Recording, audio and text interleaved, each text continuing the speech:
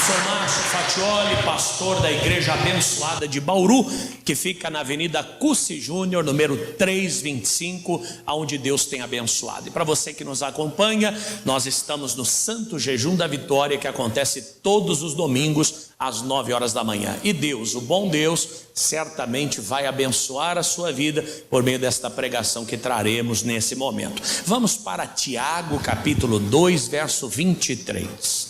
Tiago 2, 23.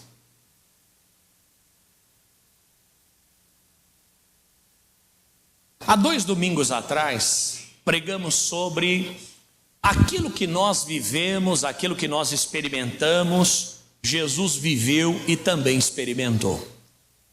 Jesus enfrentou a oposição, Jesus enfrentou o desamor, Jesus enfrentou a desconfiança, Jesus enfrentou a traição, Jesus enfrentou a dor, também teve muitos momentos de alegria, como nós também vivemos. No domingo passado já falamos sobre crescimento, e o Senhor apareceu a Abraão e lhe disse: anda na minha presença e ser perfeito. Isso, Abraão, com 99 anos de idade, ele tinha caminhado já 24 na presença de Deus. E nós falamos do constante crescimento que a gente precisa ter e tem na presença de Deus. O Senhor tem falado muito ao meu coração sobre essas questões, questão de crescimento, fidelidade, presença, compromisso, questão de entender que em Cristo nós somos mais fortes e que nós precisamos sempre olhar para trás para aprender com o passado e olhar para frente para ter a esperança de uma vida melhor. Quando a gente fala de olhar para trás, nós aprendemos com os nossos erros e acertos e aprendemos também com a vida das pessoas, não é? Tanto é que o Senhor se preocupou em registrar a vida dos seus patriarcas em um livro para servir de quê para nós? Para servir de exemplo para nós. Para nós acertarmos os seus acertos e evitarmos os seus erros, não é isso? E chegarmos aonde eles chegaram. Aonde, pastor? Quem foi que chegou? Chegou aonde? E em que posição mais alta pôde chegar? Aqui Tiago 2, 23. E cumpriu-se a escritura que diz: e creu Abraão em Deus, e foi-lhe isso imputado como justiça, e foi chamado o amigo de Deus. Você vê que depois de toda a história bíblica, de tudo que Deus derramou e fez, na vida de Abraão, na vida de outros, tornando eles servos, tornando eles seguidores, no final de contas, o que Deus queria na verdade é que o homem se tornasse seu amigo. Muitas vezes nós estamos preocupados com o cargo, com a posição, com a medalha, com o tamanho da nossa Bíblia, com o crachá que nós temos, ou até com a gravata que a gente usa. Mas na verdade para Deus nada disso faz sentido e nem é o mais importante. O mais importante é que a gente atinja o auge da coisa. Ah, já sei, pastor, o auge é ser pastor. O auge é ser um enviado, o auge é ser um profeta, o auge é ser... Não, o auge é ser um amigo. O que é amigo? A palavra amigo vem de amico, aquele que mora no coração. É morar no coração e ter o Senhor dentro dele. É morar no coração do Pai e ter o Senhor dentro do seu próprio coração. Esse é o auge. Só que quando a gente vê Deus chamando Abraão como amigo de Deus, parece que foi algo que só Abraão conseguiu conquistar. Olha o que diz o texto: e cumpriu-se a escritura que diz: e creu Abraão em Deus, e foi-lhe isso imputado como justiça, e foi chamado amigo de Deus. Ah, então isso é só para Abraão. Olha, eu posso dizer que no Antigo Testamento sim, pouquíssimas pessoas Deus chamou de amigo. Se não me engano, Abraão, eu creio que teve mais um que eu não me recordo, mas no momento é Abraão que me vem à mente. Só que no Novo Testamento, essa capacidade de crescer e chegar até lá foi abrangida a todas as pessoas, foi expandida a todas as pessoas. Tanto é que Jesus, ele usa esse termo quando se dirigiu aos seus discípulos também. Olha o que diz o livro de João 15, 15. João 15, 15. Já vos não chamarei servos, Porque o servo não sabe o que faz ao seu senhor. Mas tenho-vos chamado do quê? De amigos. Continue. Porque tudo quanto ouvi do meu pai, vos tenho feito conhecer. Então você vê que o Abraão, quando ele obedece à voz de Deus, ele crê e obedece, ele alcança o maior patamar que alguém poderia ter alcançado: amigo de Deus. Nós tivemos outros na Bíblia que foram servos, foram confidentes, foram profetas, foram enviados, foram ungidos, mas amigo é diferente. Amigo está aqui dentro, amém, gente? Alguém olha e diz: e um dia, será que eu posso chegar a isso? Claro que pode.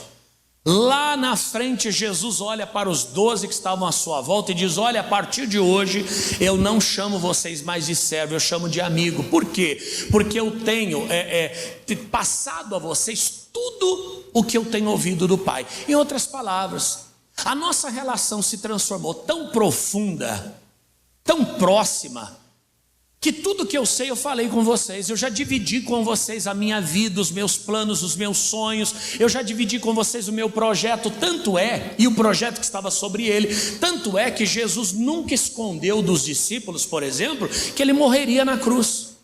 Ele nunca falou isso para os outros. Nas pregações Jesus não falava sobre isso. Nas pregações Jesus falava sobre valores, falava sobre o Antigo Testamento de uma maneira mais simples de compreender, mas sobre o seu futuro, o seu destino, o seu reino, ele só falava com os discípulos, porque eles se tornaram o quê? Amigos. Se você notar, isso aconteceu com a gente.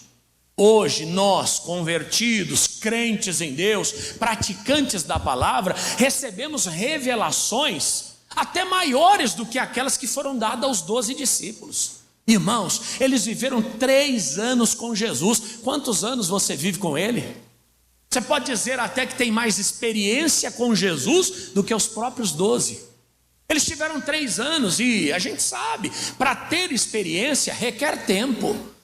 Um dia, contando a minha história para o meu pastor, falei: olha, pastor, é assim, assado, vim daqui, fui dali, vim para cá, passei para lá, fui para o outro lado. E ele olhou para mim e perguntou: e tudo isso numa encarnação só? É claro que a gente não acredita em reencarnação, mas foi uma brincadeira. Quer dizer, para a gente viver muita coisa, a gente precisa de quê? De muito tempo. Nós já estamos há tanto tempo na presença de Deus, até os mais jovens. A maioria nasceram dentro da igreja, a maioria dos filhos de crente já nasceram na igreja. Quer dizer, nós já alcançamos uma posição de amizade de Deus, nós já moramos no coração de Deus e temos Deus no nosso coração, e louvado seja o nome do Senhor por isso, diga amém. Só que a gente precisa também tomar cuidado para não se perder no meio dessa amizade. Nós temos que tomar cuidado, relembrando aquela pregação qual eu fiz o paralelo de intimidade para familiaridade, para a gente não se perder nela. Porque eu já vi muitas pessoas, irmãos, que elas ganham a confiança de alguém, elas ganham o coração de alguém, e depois elas usam dessa própria confiança para trair essa pessoa. Você vê muitas vezes assaltos, essas tragédias que acontecem por aí. Quantas vezes o segurança da pessoa é quem dá toda a informação para os assaltantes? Não é regra, mas a gente já viu acontecer. O gerente do banco que fala para os bandidos a rotina do banco. Não é verdade? A gente vê casos de adultério que acontecem entre amigos. Pessoa íntima, de dentro de casa, e acaba entrando naquele jogo de sedução, naquele balaio de gato, e acaba se valendo das informações do casal, da fraqueza do casal, para destruir uma relação. Só que eu vou mais longe. Quantas pessoas não fazem isso na obra de Deus?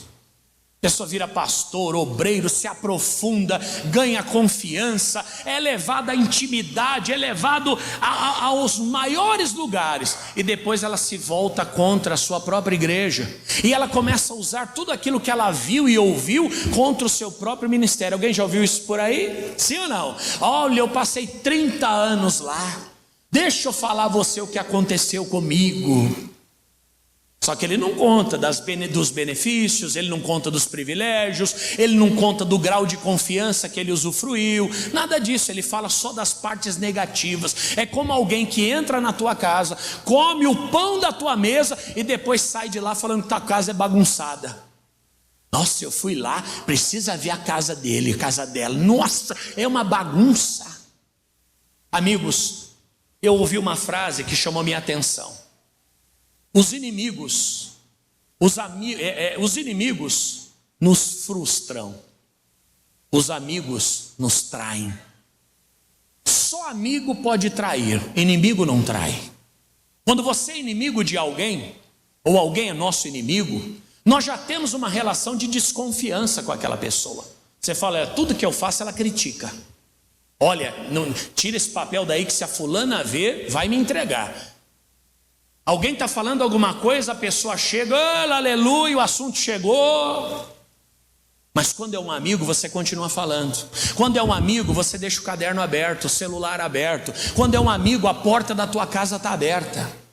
Você fala, pastor, mas isso é muito triste. E mas acontece. E sabe por que acontece? Porque o próprio Senhor Jesus, na sua expectativa de andar com amigos, ele foi o quê? Ele foi traído. Meu irmão, se Jesus foi traído, quem dirá eu e você? Você fala, mas pastor, a traição de Jesus foi demais, ele foi vendido, ele foi pendurado numa cruz, é verdade. Claro que tudo isso já estava no plano, já estava no projeto, mas vamos falar dos fatos.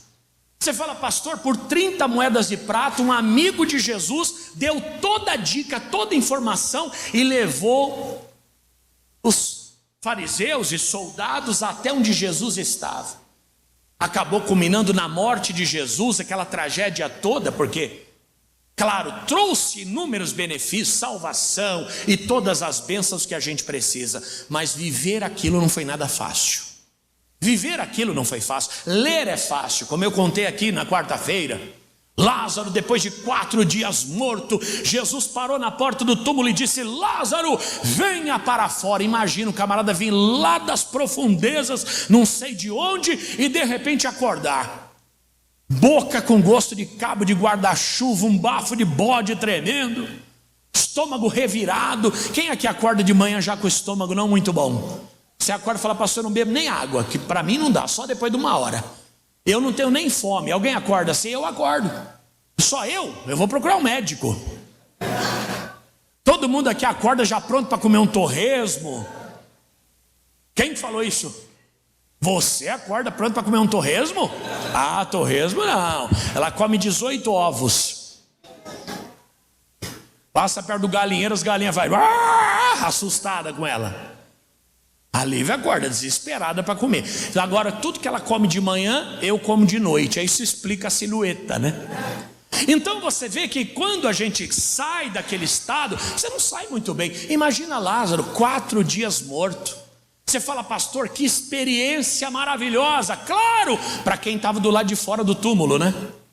Que olha, puxaram a pedra e daqui a pouco saiu outro enfaixado. Imagina, aleluia, uma festa tremenda. E o enfaixado? Está acontecendo, gente, pelo amor de Deus. Estou todo dolorido, parece que eu passei 4 dias dormindo. Todo mundo quer ver o Lázaro ressuscitar, mas ninguém quer ser o Lázaro a morrer. Não é verdade? O paralítico do tanque de Betesda, que tantos dias esperando, ali zombado pelos outros, abandonado. Ele falou, toda vez que eu preciso, alguém entra na minha frente. Resumindo, onde eu quero chegar? Nós vamos viver o que Jesus viveu, não tem como. Agora é claro, a traição, ela pode ter vários níveis de intensidade. Pode ser a traição do nível hard, como foi o nível de Judas em relação a Jesus. Só que às vezes a traição também é pequena, mas não deixa de ser traição. Você conta o segredo para alguém, alguém vai e conta para outras pessoas. Você fala da tua vida para alguém e esta pessoa te julga e passa a te olhar de uma outra maneira. Não como se fosse um amigo, mas como fosse um juiz da sua vida. Isso acontece o tempo inteiro. Você dá a alguém uma oportunidade, ela usa essa oportunidade para te prejudicar. Alguém já passou por isso aqui? Eu atendi um caso, pastor, eu trabalho na Honda e eu sou gerente e eu contratei um rapaz para ajudá-lo.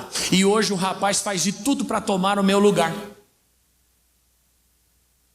mandou e-mail para a supervisão, já reclamou, já falou. Quer dizer, fui eu que coloquei ele naquela empresa. Por gratidão, pelo menos, essa pessoa deveria ter um pouco de respeito.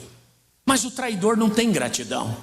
O traidor não tem memória. Eu costumo dizer, a gratidão é a memória do coração. Pode até publicar isso. Essa frase é minha, você pode publicar. A gratidão é a memória do coração. Mas o traidor não é grato.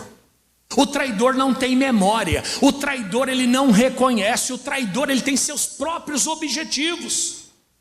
Você fala, pastor, como foi que Judas fez tudo isso? Primeiro, mudando o seu foco em relação a Jesus. Primeiro foi chamado para pregar o evangelho, para salvar almas. Daqui a pouco ele estava lá por causa da sacola mesmo. E não parou na sacola. Ele começou a querer cada vez mais. O traidor ele não tem limite, ele não tem freio moral. Quando ele coloca na cabeça que ele quer alguma coisa, que ele deve se vingar, que ele deve fazer o que ele acha que tem que fazer, por mais que ele seja aconselhado, por mais que as evidências digam não, ele não para. Olha qual foi a sequência, vamos lá, Mateus 26, 14. Mateus 26, gente, é o capítulo da traição, viu? Mateus capítulo 26, versículo 14. Quando aquela mulher derrama o vaso de perfume na cabeça de Jesus, ele se ofende. Poderia ter usado isso aqui, vendido, dado aos pobres, seria muito mais útil. Você vê que ele começa com pequenas traições. Nada começa grande. Você aplaude alguém e para o lado você está falando, estou aplaudindo que sou obrigado. Você aplaude e fala, olha, mas como foi ruim isso aqui, hein? São pequenas traições. E isso vai flexibilizando o nosso caráter. E daqui a pouco a gente está preparado para coisas maiores. E daqui a pouco a gente está preparado para virar a mesa, para pôr tudo a perder. Como a gente vê acontecer. Olha o que diz, então, um dos 12, chamado Judas Iscariotes, foi ter com o príncipe dos sacerdotes e disse-lhe, que me quereis dar? Eu vos entregarei. E eles lhe pesaram 30 moedas de prata. E desde então buscava oportunidade para quê? Para o entregar. Você vê que ele começa com a sacola. Daqui a pouco ele olha ele começa primeiro com o vaso, dizendo, olha, isso aqui é um desperdício. É uma crítica pequena que a gente faz. Afinal de contas, todos nós temos o direito de criticar. Todos nós temos o direito de concordar e discordar. É lógico. Agora depende de que e como e por quê. Você trabalha numa empresa, você acha que a máquina fica melhor ali do que aqui. É um direito seu, chefe. Olha, essa máquina não fica melhor aqui, a produção vai melhorar, vai aumentar, está mais perto da porta, o transporte é mais rápido, o funcionário não fica na luz, fica na sombra. Ótimo. Agora, olha, o que você achou? Eu achei maravilhoso. Aí daqui a pouco olha para o lado e fala, esse cara é um xarope mesmo. São pequenas traições. E a gente acaba repetindo isso em outros âmbitos, em outros lugares. Você pode ter certeza que Judas, para chegar ao ponto que chegou, era um traidor profissional. Você fala, pastor, o problema é que na Bíblia as pessoas já nasciam premeditadas. Já nasciam não premeditadas, mas predestinadas. E com o nome, né? Você vê que o nome Jacó era enganador. E depois ele foi renomeado para Israel, que era príncipe. Não é verdade? Abrão era pai de nação. E depois do ato de fé, ele se transformou em pai de nações. Quer dizer, hoje todos nós somos filhos de Abraão. Você fala, então o problema está no nome Judas. Judas Iscariote. Não, o nome Judas significa, ou vem de Judá. Sabe o que significa a palavra Judá? Ele é o leão da tribo de Judá. A Lívia está cantando, veio com um cabelão hoje que eu vou te dizer, viu, irmão? O Rei Leão ficou com inveja dela. Judá vem de louvor. Ah, então o problema não está em Judá, o problema está no Iscariotes. Ah, deve ter alguma coisa. Não. Iscariote significa nascido em Queriote, que é uma região também. Então o nome de Judas era louvor, nascido em Queriote. Acabou. Ele não foi predestinado a nada daquilo. Tanto é que Jesus falou, um dos 12 vai me trair. Mas ele não apontou qual. Ele falou, olha, quem pega o pão vai me trair. Judas pegou o pão, falou, sou eu. Quer dizer, ele foi seguindo um caminho engodado pela sua própria malícia, maldade, ganância. E às vezes você fala, pastor, eu não tenho esse problema, porque eu sou uma pessoa livre de qualquer ganância. Eu não gosto do dinheiro. Até comentei na sexta-feira, a Lívia fala a mesma coisa. Eu não ligo para dinheiro. Ela não gosta do dinheiro, ela só gosta do que o dinheiro compra. Sua mulher é assim também? Eu também, de dinheiro eu não gosto. É cheiro, dinheiro, é fedido, é sujo. Mas o que o dinheiro compra é bom, hein, meu irmão? Voltando à feijoada que eu comi no sábado. Quem aqui gosta de dinheiro? Você gosta de dinheiro? Você nem anda mais com dinheiro. Quem gosta do que o dinheiro compra? Claro. Você fala, pastor, eu não tenho esse problema. Eu não ligo para dinheiro nem para o que o dinheiro compra. Se tiver ovo eu como, se não tiver nada eu jogo vinagre. Quantas vezes eu comi arroz com vinagre na infância? Eu ponho pão com óleo e sal. Quem é do tempo do pão com óleo e sal? Só quem tem 40 a mais aqui, irmão. A geração Nutella, se não tiver manteiga, não come não, filho. E nem é manteiga mais, agora é quesunto e preso. Ou queijo e presunto. Talvez o nosso problema não seja dinheiro, como foi de Judas. Talvez o nosso problema seja a síndrome da inferioridade. Você está feliz até você achar que está sendo desprezado. Aí você se torna um traidor. Tem muita coisa que eu não concordo. Tem muita coisa aqui que se eu pudesse, o que ele está falando para mim não significa nada. E você vai crescendo nisso. Eu posso crescer nisso. O outro não é a síndrome da inferioridade, é da superioridade. Se fosse eu, faria muito melhor.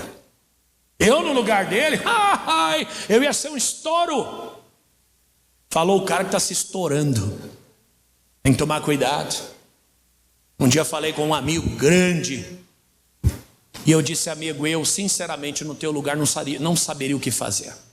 Eu conheço o problema, eu conheço a situação, mas eu não tenho solução para isso, então não tenho nem como opinar. Porque eu no lugar dele não saberia o que fazer. Então a gente vê que ele buscava oportunidade para entregar, mas não começou assim. Como é que começou? Lá no perfume que ele disse que poderia ser vendido e dado aos pobres. Ele tinha uma outra visão de uma mesma coisa em relação à visão do mestre. Amigo, no trabalho você pode criticar, opinar, falar. Na sua família você pode expor as suas condições. Na obra e na presença de Deus só nos resta uma coisa. Você pode dizer o quê? Obedecer. Fazei tudo o que ele vos disser. Quando a gente começa a ser muito crítico, muito observador, julgador das coisas, muito comentador, o Galvão Bueno da igreja. Lembra aquela faixa que levantava no estádio? Cala a boca, Galvão. Porque ele falava mais do que... Quer dizer... E tem crente que é o Galvão Bueno da igreja, ele narra tudo. Agora, para falar de Jesus, ele não fala. Para falar, olha que culto abençoado. Mas melhorou, hein? Eu fui tirado, mas ficou melhor sem eu. Nunca. Às vezes acontece. A nossa substituição, às vezes em algum lugar, é o melhor que pode acontecer. Desculpe. Os grandes milionários, eles não fazem. Eles contratam pessoas melhores do que ele para fazerem por ele. Você já pensou nisso? Os grandes empresários, às vezes a pessoa não é formada em nada. Estava vendo um Ratinho falar sobre isso, o apresentador. Ele tem fazenda, ele tem rádio, ele tem televisão, ele é apresentador. Ele falou, olha, eu não tenho tempo de fazer tudo, eu não tenho como cuidar de tudo. Então eu contrato gente, não tenho tempo e nem sei. Eu contrato gente melhor do que eu para fazer o que eu não consigo fazer. Acabou, sucesso garantido. A gente não é bom em tudo. Pelo contrário, a gente é bom em tão pouca coisa, né? Eu falei para a Lívia, eu tenho que achar o que eu sou bom, porque eu não sou bom em jogar videogame, desde menino. Futebol, primeira vez que eu fui jogar, quebrei o dedo. Até hoje meu dedo está aqui lascado. Baralho eu não sei. Nunca tive sorte em jogo, mas tive sorte no amor. Então quer dizer, a gente é bom em tão pouca coisa, irmãos, e a gente pega alguém que é melhor do que nós e nós ficamos encontrando defeito nessa pessoa. Ficamos encontrando motivo para crítica. Judas encontrou em Jesus motivo para crítica. Só que a crítica se transformou em quê? Na sacola de oferta, que depois virou 30 moedas de prata, que levaram Jesus à cruz do Calvário. Ele procurava a ocasião, só que ele não para por aí, vai lá para o 21. Do 21 ao 23, aí mesmo, Mateus 26, lá para o 21 agora. E enquanto eles comiam, disse: em verdade vos digo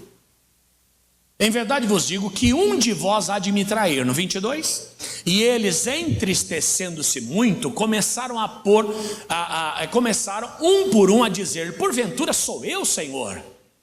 E ele respondendo disse: o que mete a mão comigo no prato, esse há de me trair. Você vê que a palavra que Jesus trouxe para os discípulos, para os verdadeiros amigos de Jesus, elas não foram palavras de insatisfação, não foram palavras de provocação, pelo contrário, eles receberam aquela palavra como um alerta. Tanto é que eles começaram a olhar um para o outro dizendo: sou eu, Senhor? Quem será? Quem será? Eles não duvidavam da palavra de Jesus.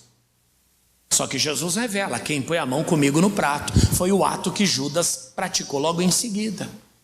Você é um amigo de Jesus, você está num bom caminho, então você não questiona a palavra de Jesus. Você não questiona o chamado de Jesus. Você não questiona a obra de Jesus. É claro, somos seres humanos e às vezes somos tentados. Não é? Vem a dúvida, vem o questionamento, vem até a indignação.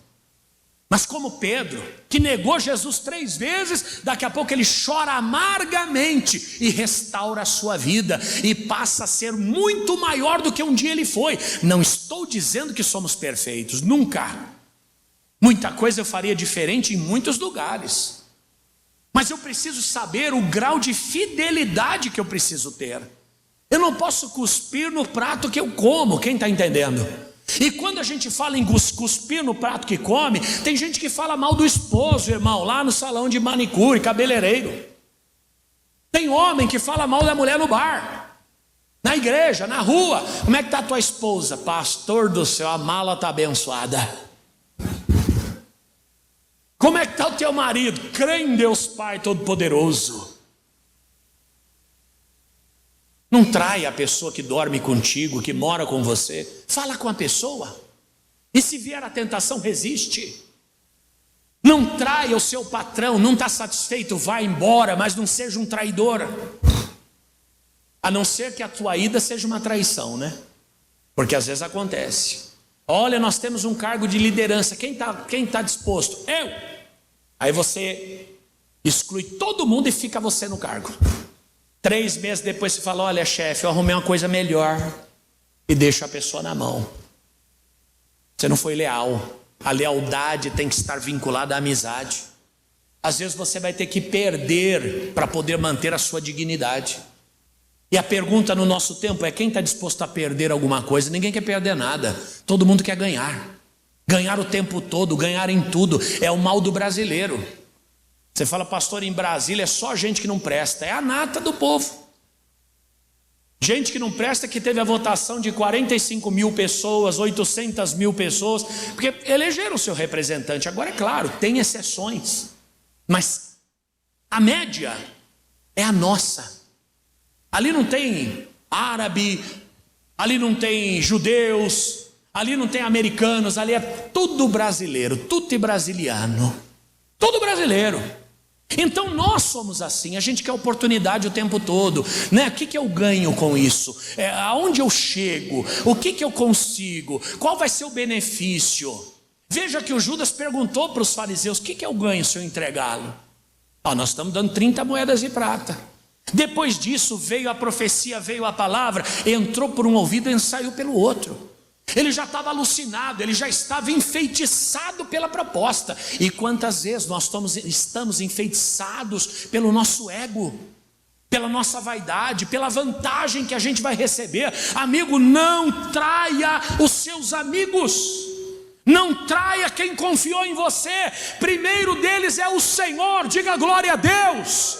Mas não é só o Senhor, as pessoas nesta terra também são dignas da nossa lealdade. E tem que ser um perfil do homem de Deus, da mulher de Deus. Ele diz no versículo 47 a 50 agora, mesmo capítulo 26, 45 a 47. E estando ele ainda a falar, eis que chegou Judas e um dos 12, onde Jesus estava, lá no Getsêmani, no Jardim das Oliveiras, que é juntinho. Eis que chegou Judas, um dos 12, e com ele grande multidão com espadas e porretes, vinda da parte dos príncipes dos sacerdotes e dos anciãos do povo. O traidor tinha lhes dado um sinal, dizendo: o que eu beijar é esse, prendei-o. E logo aproximando-se Jesus disse: eu te saúdo, Rabi, e o beijou. Por Jesus, porém, lhe disse: amigo, aqui vieste? Você veio fazer o que aqui? Então, aproximando-se eles, lançaram mão de Jesus e o prenderam. Isso aqui é fortíssimo. Vamos começar do começo? Volta lá no primeiro, no 47. E estando ele ainda a falar, eis que chegou um dos 12, e com ele grande multidão com espadas e porretes. Para quê? Para quem que Jesus estava falando? Para os 11. E o 12º estava onde? Armando a cama para Jesus. Já ouviu aquele ditado? Quem não trabalha, dá trabalho. Jesus disse: quem não ajunta, espalha. Quem não é por mim, é contra mim. Em outras palavras, o nosso comportamento, ele denuncia o que está no nosso pensamento. A nossa atitude, o nosso rosto, o nosso semblante, as nossas respostas. Até o tom de voz denuncia. Alguém fala alguma coisa, você fala: aham. Você está acreditando? Hã? Alguém fala alguma coisa, você fala: hã. Você está concordando? Você vê como nós temos a linguagem do hã, né? Se for hã é uma coisa, se for hã é outra. Se for só já é outra. Porque o hã quer dizer o quê? Prossiga. O hã quer dizer o quê? Não estou acreditando. E o hã quer dizer não estou concordando. Nós somos assim o tempo inteiro. Olha para a cara dessa pessoa ao teu lado, vê se ela tomou café hoje de manhã. Já dá para saber. Quem está no jejum está até com o olhinho caído aí, mas faz parte. Daqui a pouco você come a tapioca, levanta, sacode a poeira e dá a volta por cima. Jesus pregando para os 11, onde é que o 12º estava? Aprontando. Sabe quando foi que Davi caiu no adultério e depois no homicídio? Quando os reis foram para a guerra e ele ficou na varanda, cuidando da vida dos outros. Até que ele viu uma mulher tomando banho e foi iludido, engodado e caiu. Quem não trabalha, dá trabalho. Está todo mundo reunido. Cadê o irmão? Olha, pastor, não veio. Reúne de novo. Cadê o irmão? Não veio de novo. Daqui a pouco está ele falando mal. Nossa, essa igreja está muito desunida. Falou o cara que vem 3 vezes por mês na igreja. Nossa, essa igreja está muito fria. Falou o irmão geladeira. Pastor fala: dá glória, não abre a boca e não se mexe. Vamos fazer a caminhada. Olha, essa igreja não tem eventos. Vamos fazer a caminhada das mulheres. Vamos lá, gente, vamos lá. Cadê as mulheres? Deve estar em casa falando que a igreja não faz nada. Vamos para a Barra Bonita passear. Só não vai quem critica. É verdade, porque quem não trabalha, o que, gente? Dá trabalho.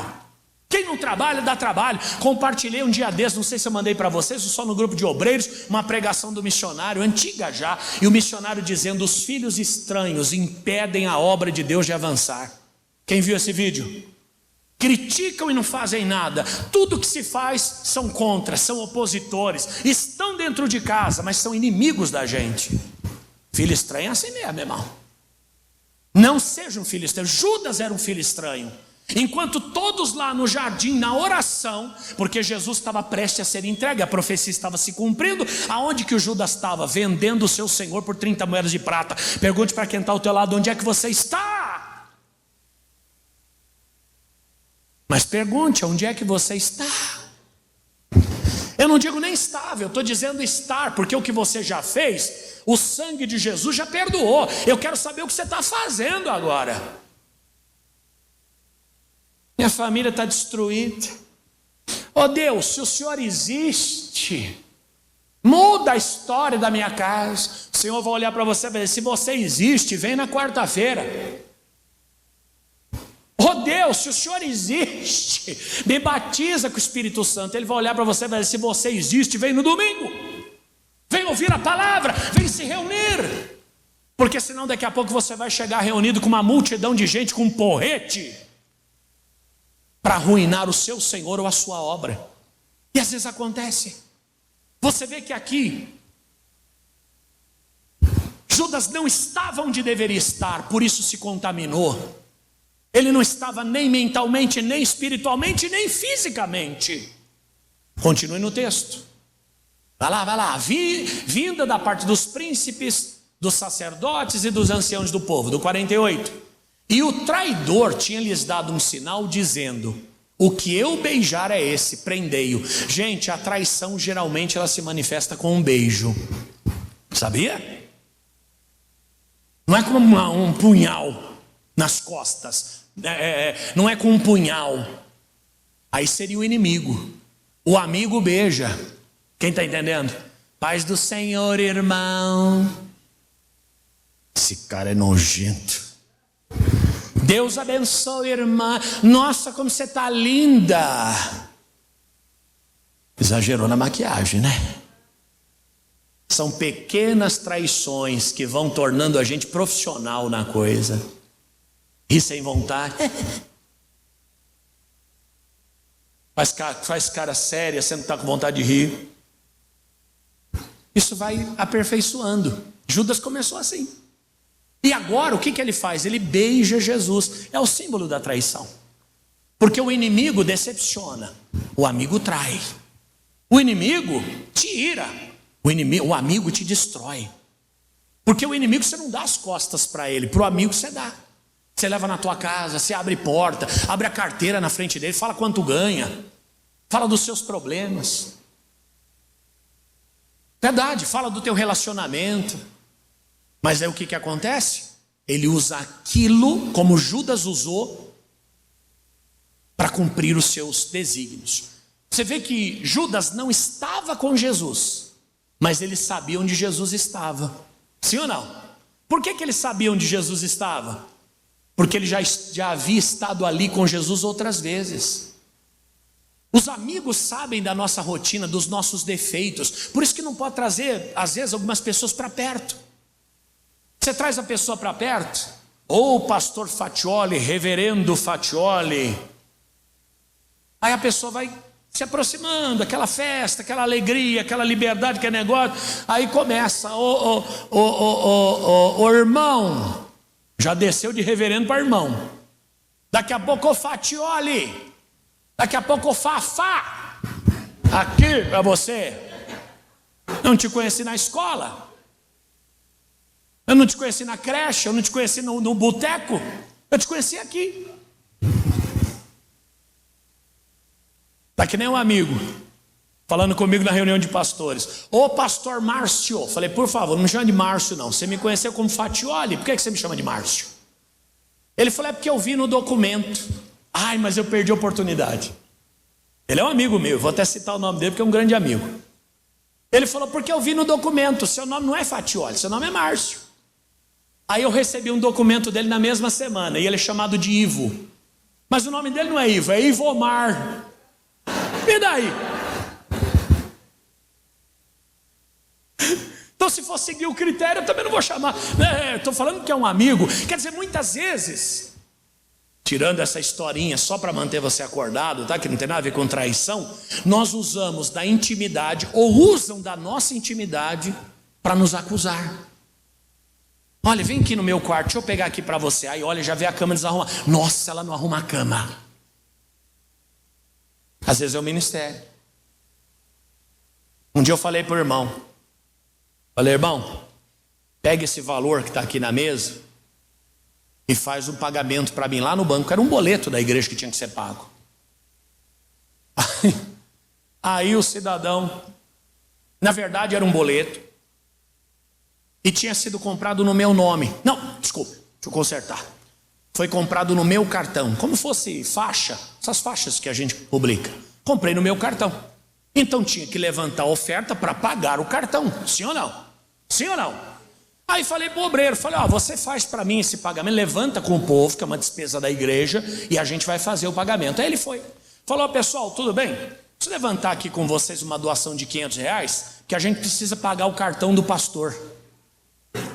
Falei, meu amigo, desse jeito vou eu e você parar na delegacia. Você tá doido?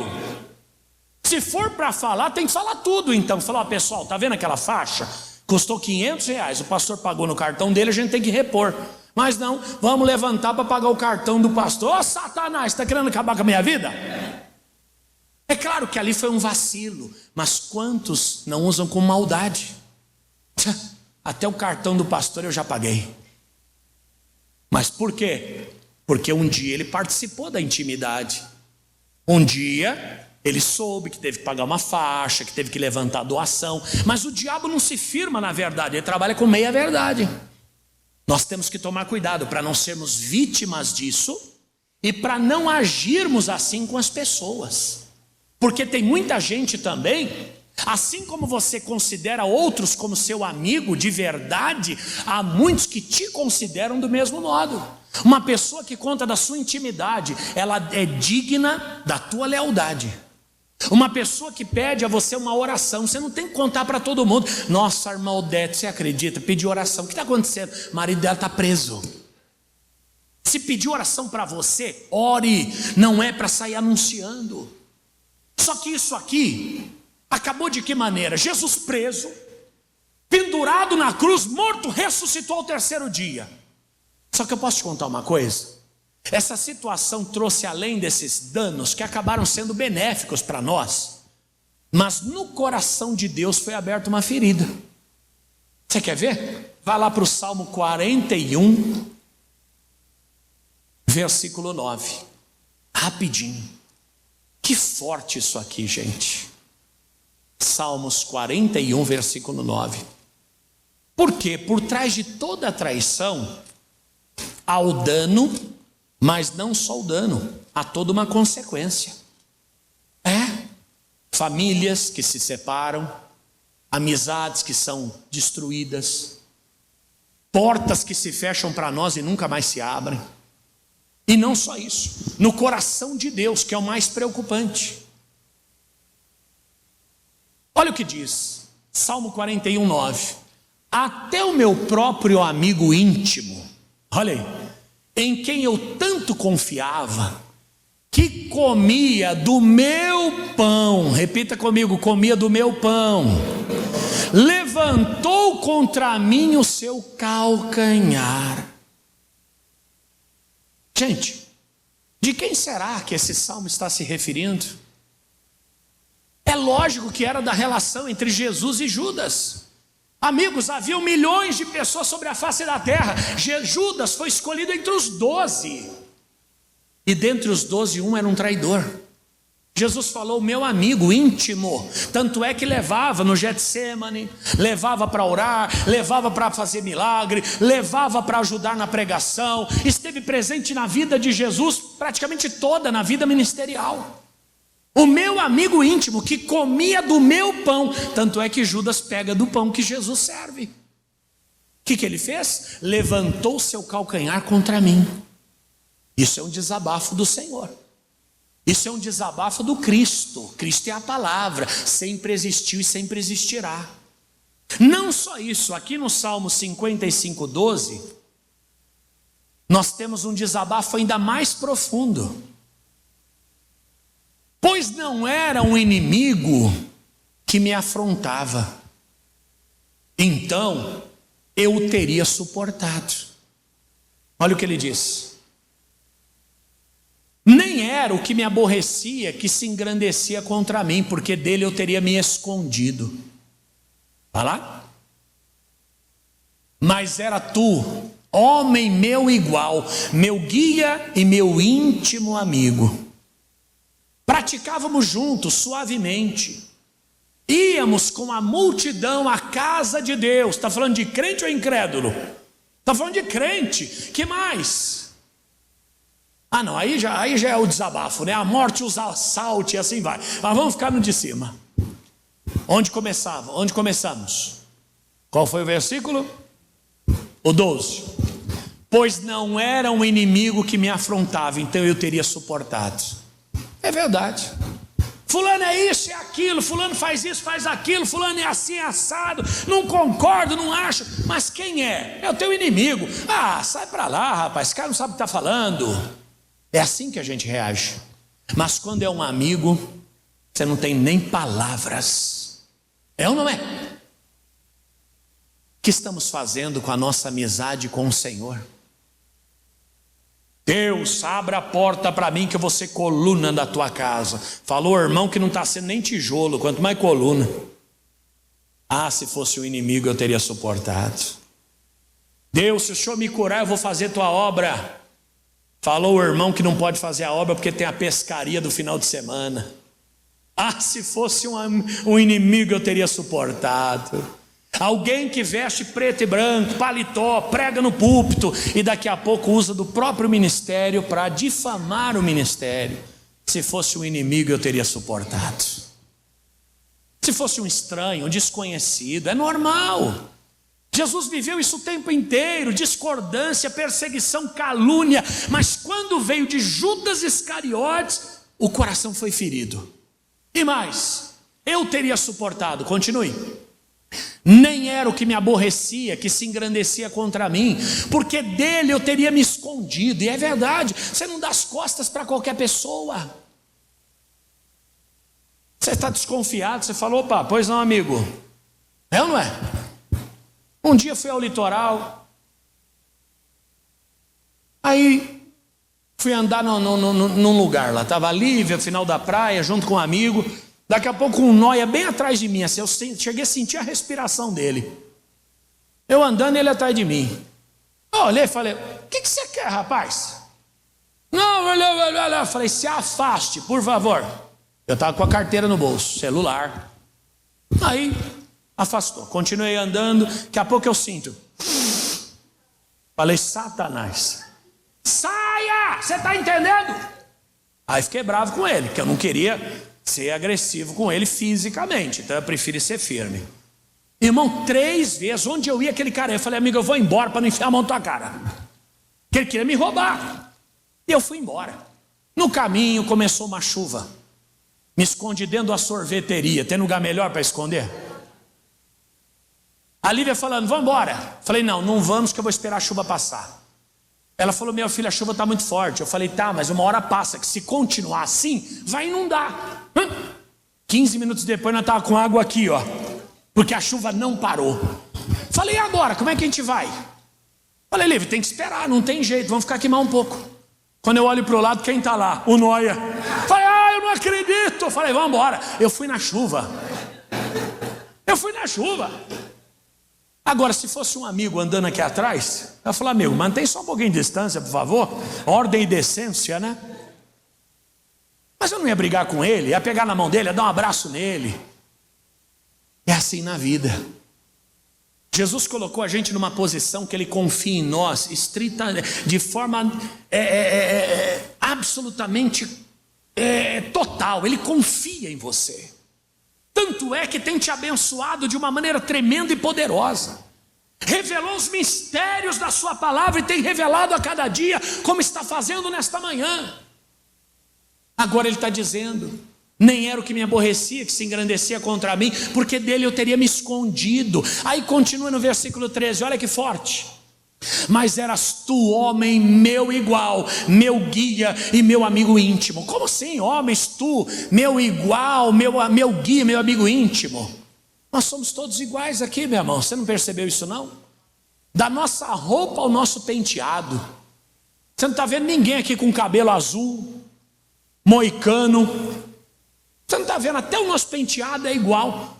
Até os carecas são iguais. A roupa. Eu falei, até os carecas são iguais. A irmã falou, glória a Deus. Não se ofenda, não, irmão. Quer dizer, a nossa roupa. o nosso trejeito, a nossa palavra, nosso modo de agir, nós somos iguais. E somos íntimos. Por que íntimos? Porque nós estamos numa mesma congregação e desfrutamos das mesmas bênçãos. Diga aleluia! E no versículo 14, praticávamos juntos suavemente. Praticávamos o que? A fé. Então Jesus ia com eles na sinagoga, no templo, Jesus ia com eles no monte, Jesus ia orar, Jesus buscava, Jesus pregava, eles faziam a obra juntos e íamos com a multidão à casa de Deus. Olha o próximo. A morte os assalte os vivos, e vivos os engulam a terra. Para aqui. No final foi esse o desfecho mesmo, né? Porque o Judas acabou fazendo o que com a sua própria vida? Exato. Aqui nós temos um raio-x, uma tomografia, uma revelação do que estava no coração do Senhor em relação àquela pessoa, aquela conduta, aquela postura, aquela traição que ele sofreu. Só que o resultado foi esse. Vamos finalizar? Mateus 27, de 3 a 5. Mateus 27, de 3 a 5.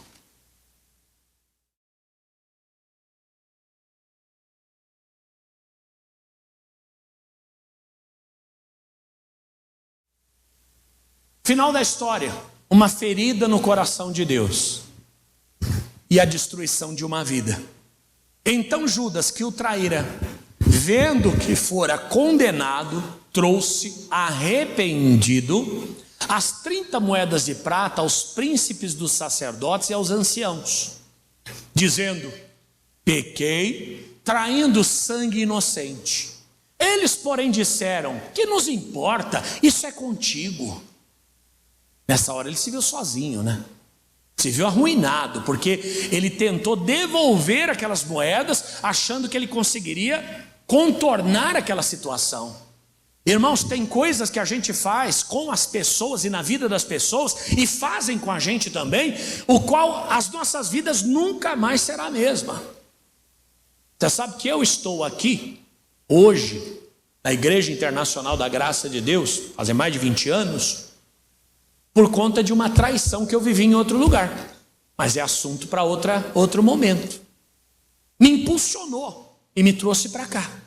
Bendita a hora que isso aconteceu. Aquilo que a gente faz com alguém pode mudar a vida dessa pessoa para sempre. Sabia?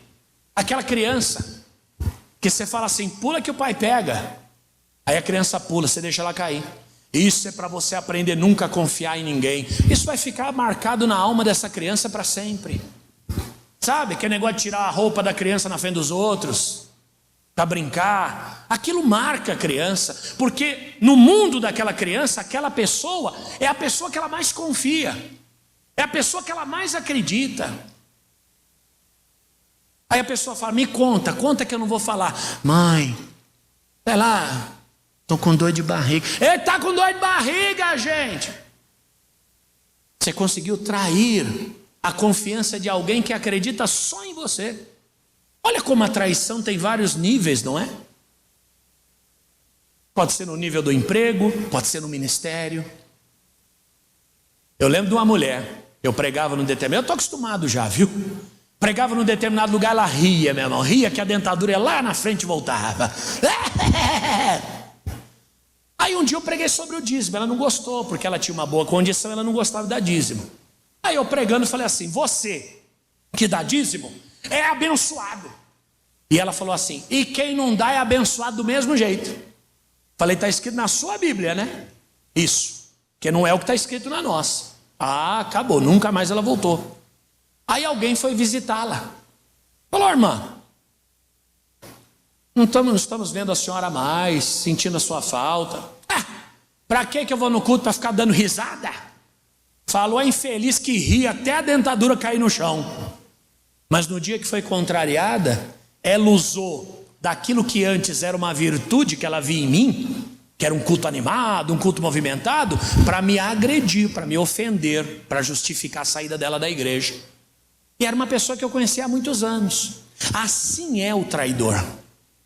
O traidor, ele usa da sua confiança para te prejudicar. Ele usa da sua inocência, que ele sabe que você tem, para te prejudicar. É verdade ou não? Ele usa das informações privilegiadas para te prejudicar. Agora, é claro, quando a gente fala o traidor, a gente sempre pensa no outro, né?